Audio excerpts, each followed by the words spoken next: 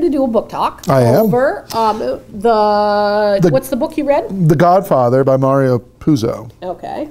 And most people know it from the movies. I mean, Godfather's parts 1, 2, and 3. Right. And in fact, I only read it very recently. I guess I've wanted to read it for quite a long time, but I've only read it recently because I love those films. And I was curious to see how much the films retain the original content from the novel, because the novel's fairly tome-like. It's a pretty good-sized book. And it's always a good idea to read the book before you see the movie or after you've seen the movie. Just a couple quick questions for the book talk. First of all, what genre of work would you say this is? Well, it is sort of a crime novel, I guess you could say.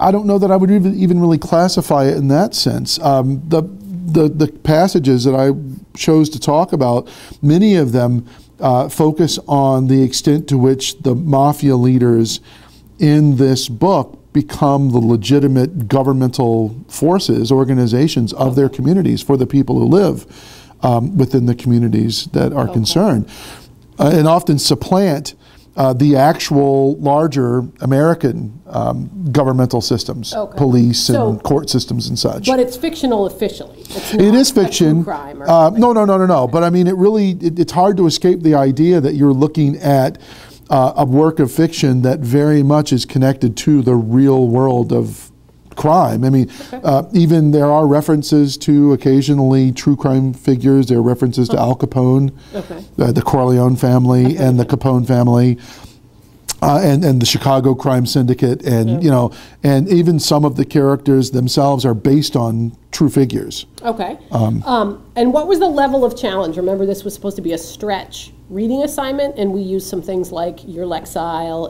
and your sort of past history of reading.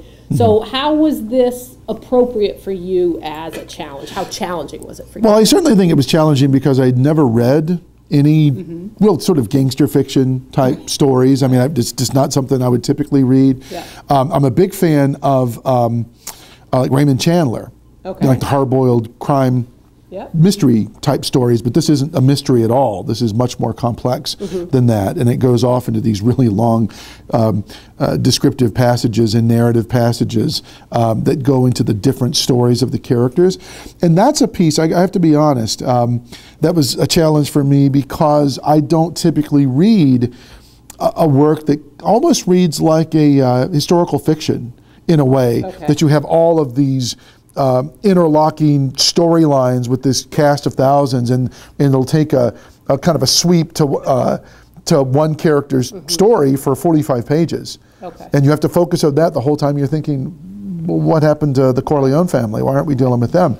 So it's a real stretch for me because I don't typically pick novels like that.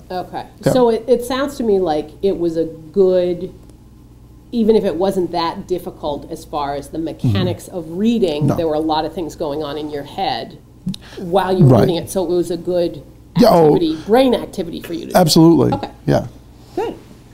All right, so let us get started with your first passage.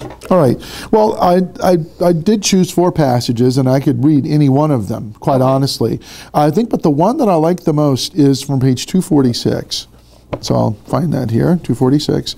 And what it says there is, it's talking about a meeting of the heads of all of the crime syndicate families, not just in New York, but everywhere. So this is in response to the war that's been going on for quite some time now, in which some of the families have lost not only soldiers but also family members. And this is after Don Corleone, who is one of the main characters in the story. He is the Godfather, one of the characters who's identified as the Godfather, has lost his oldest son, Sonny, who's been murdered by a rival group. And so at this meeting, they're trying. It's basically a almost what Puzo's trying to do is parallel the way that heads of state come together in formal official treaty meetings, and they have their representatives and they have treaties on the table and they're discussing possible ways that they can cease hostilities. And Puzo's trying to show the reader how these crime families, these crime syndicates, are very much exactly like honest-to-goodness governments. So the quote is, at the end of the meeting, Don Corleone stands up to speak, and this is what Puzo says. It was then that Don Corleone gave the speech that would be longer remembered and reaffirmed his position as the most far-seeing statesman among them, so full of common sense, so direct from the heart, and to the heart of the matter. In it, he coined a phrase that was to become as famous in its way as Churchill's Iron Curtain, though not public knowledge until more than 10 years later.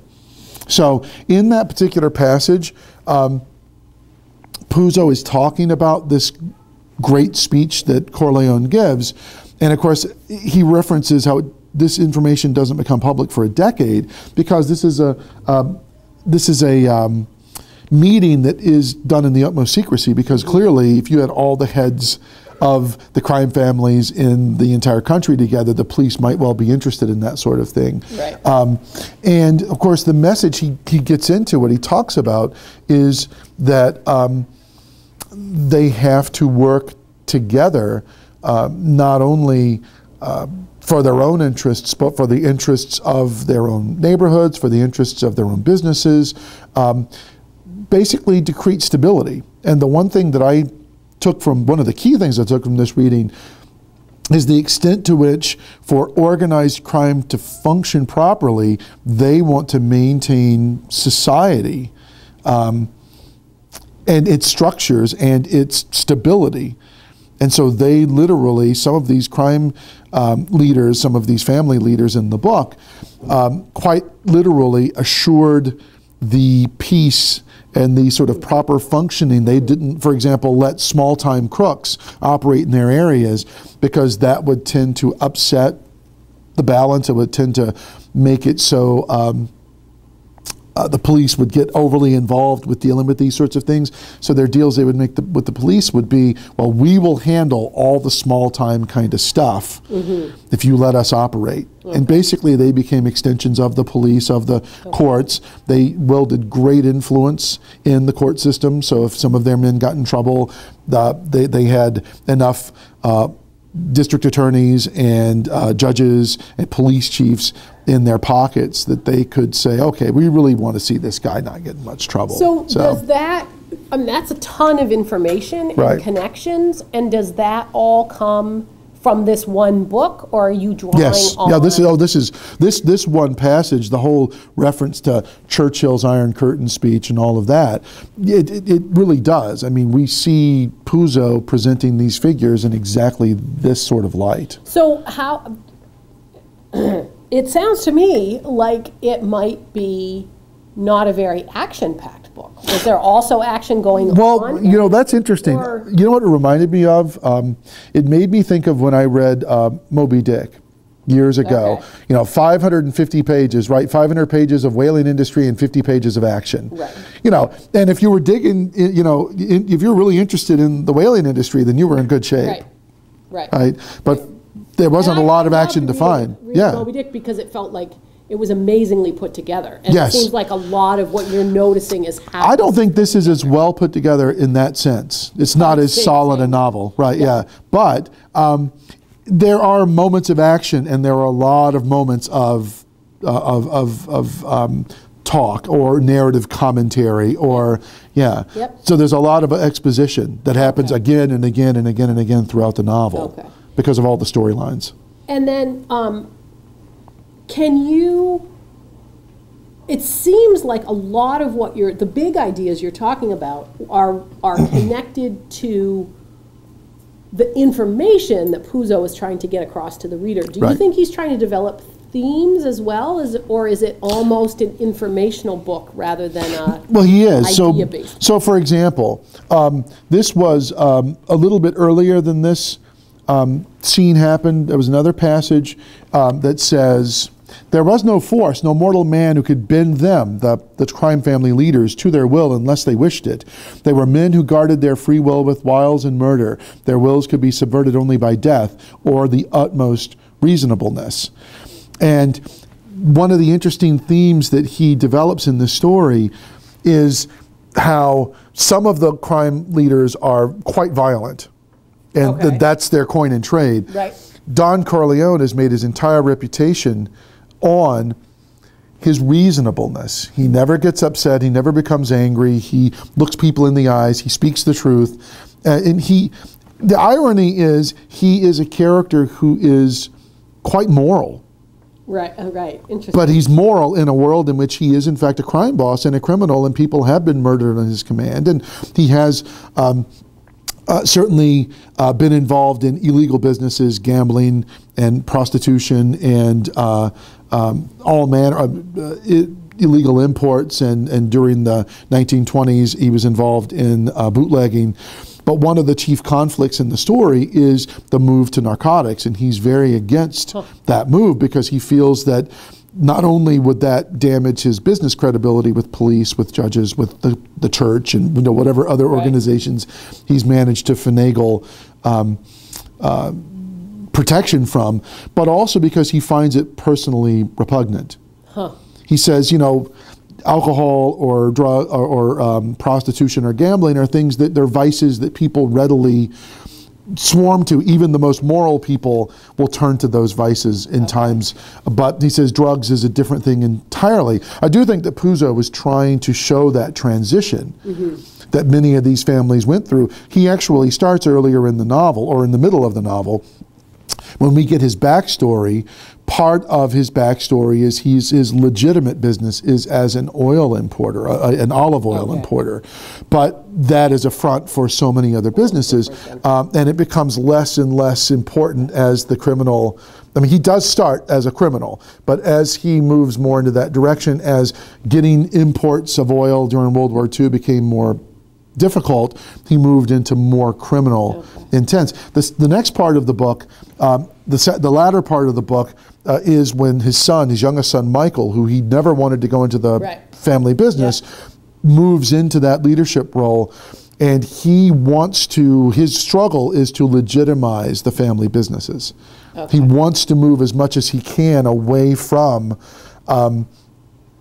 the criminal aspect of what they do. He wants to have children who are senators. He wants to have, I mean, the goal that there's even a passage in which the Godfather talks about legitimizing their families and having their children become elected officials and become senators and presidents, because that's where he would like to see it go too, but he knows he's too buried in it. That's one of the reasons he wanted his son. His son was a decorated World War II, a decorated Marine. He didn't want him to become a Marine. He wanted him to get an education and become Senator Corleone. But because of the turn of events, he becomes the Godfather. So what's the rough setting time period of the book? I was going to mention that earlier. I forgot to do that. It starts off early in the 20th century when Don Corleone, Vito Corleone, is a young man. It goes into his backstory of his father's murder in Sicily by elements of the mafia, so like La Cosa 1910, Nostra. Yeah, that kind of time period. And then it goes into his youth in New York and becoming a crime figure. And then the very beginning of the novel, that's all told in sort of in flashback. The very beginning of the novel is the end of World War II. So it's when Michael has come back from World War II. It's at his daughter's, Vito's daughter's wedding.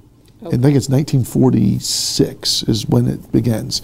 And then it goes from there. It moves beyond that into the post-war time, because that's when the battle, the war happens after that event. And then when Michael becomes the Godfather later after that. So, So really it's interesting that it's told in the wake of World War I and then World War II. Some real social, cultural changes there. One of the characters' name is Buonasera. which I think is good. Good, yeah. And I thought that was interesting. He's one of the first characters we meet in the story. Yeah. Is Bonacera, and that's one of the first characters who interacts with the Don after World War II is over. And it's fascinating. Yeah. I think we could probably stop here just because I think that gives us a flavor of what we're looking for. Does that make sense?